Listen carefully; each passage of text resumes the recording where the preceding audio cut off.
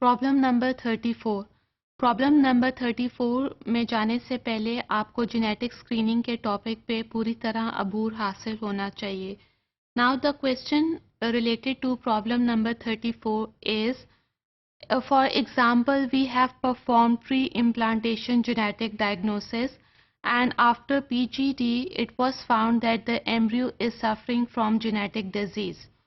क्या हमें एम्ब्रियो को डिस्कार्ड करना चाहिए, whether it is ethically acceptable if we compare it with the aborted fetus with genetic disease? So here we are comparing the embryo suffering from genetic disease with the fetus suffering from genetic disease. So if we discard the embryo, it is ethically right, and if we abort the fetus with genetic disease, on the other hand, that whether again it is ethically right or not. Keep in mind that pre-implantation genetic diagnosis helps in preventing genetic disease from developing in the embryo. And here no surgical operation is required. So just like abortion where surgery is required, pre-implantation genetic diagnosis prevents surgical abortions. Pre-implantation genetic diagnosis is performed in one of the technique of genetic modification used in humans or in other mammals known as in vitro fertilization.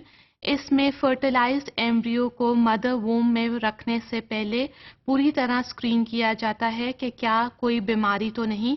अगर genetic disease embryo में पाई जाए तो उसे discard कर दिया जाता है। In some cases, it is ethically acceptable, but some religious and philosophical views reject pre-implantation genetic diagnosis.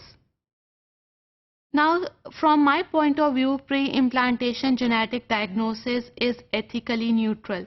अगर आपके एम्ब्रियो में पॉजिटिव रिजल्ट्स आ जाते हैं regarding genetic disease, then it affects the or overcome the effects of genetic disease in the next generation or in the future of that child.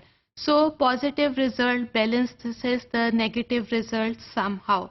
On the other hand, if we talk about the abortion of the fetus having genetic disease, then keep in mind that every woman sees abortion as a personal physical violation of her integrity.